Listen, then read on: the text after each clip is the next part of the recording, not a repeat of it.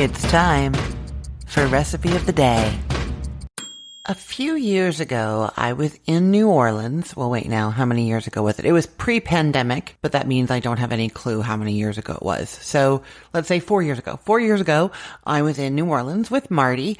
I was there for a conference and he tagged along and we had a wonderful time. And one of the highlights of that trip actually was when we went to a restaurant that is famous for oysters in New Orleans. It's called Felix's. And I will admit that I was a little worried that it was going to be like a tourist trap kind of place. It's written up as like one of these places you have to go and have oysters, and that can sometimes mean that it's not going to be good. But anyhow, we had amazing oysters there. And the best part was the cocktail sauce. And especially the best part was that the cocktail sauce was made by us. So what they did is they brought to the table a couple of little bowls, and there was ketchup and horseradish there and Worcestershire sauce and lemon wedges. And our waiter showed us how to make cocktail sauce. I had made cocktail sauce at home before, but it was super fun to do it at the table with Marty. And he had never made cocktail sauce before and didn't even know what was in it. So he was just delighted by the whole thing. And when we got home, I decided that I needed to have a cocktail sauce recipe on the website. And so I put it up there, and it's been there ever since with this little story about making the cocktail sauce at the table as well.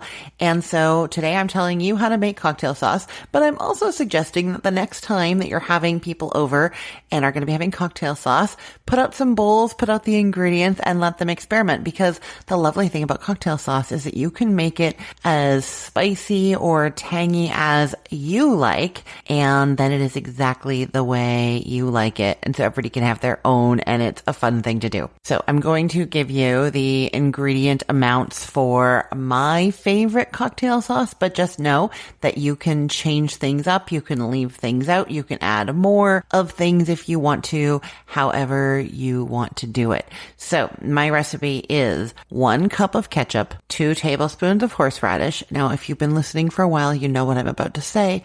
Buy your horseradish in the refrigerated section of the grocery store. That horseradish is spicier and tastier than any horseradish found in the aisles. I absolutely promise you. The one that I usually get has a very plain white label with red writing on it, red typeface.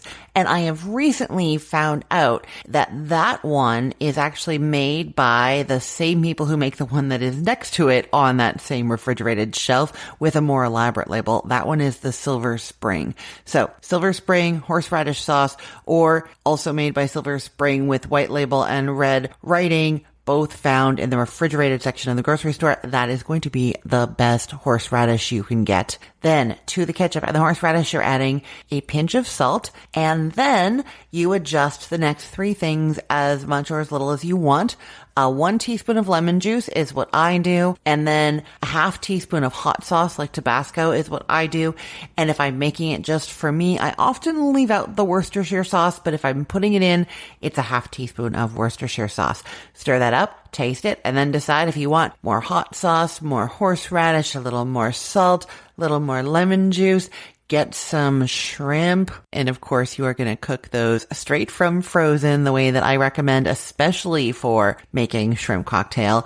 They just end up so plump and juicy. It's amazing. So you're going to get out some shrimp, cook them straight from frozen, chill them down right away, and then dip them in this cocktail sauce. And imagine that you're in New Orleans having a wonderful time and a wonderful experience. I will put the link to this recipe in the show notes for this podcast episode, or you can head to cookthestory.com/ROTD and get it there, or find it in our Facebook group, facebook.com/groups/recipeotd. And hey, just a quick note. I'm on a recording hiatus right now, so for the next little while, I'm replaying episodes from the archives, including this one. If you heard me mention a holiday, a season, or something going on in my life that seemed a bit off, that's why. Thanks so much for listening, and I hope you're enjoying these older episodes. I am Christine Pittman from cookthestory.com, thecookful.com, cookfor2.us, and from this podcast, Recipe of the Day. I hope you have a great day. Let's get cooking.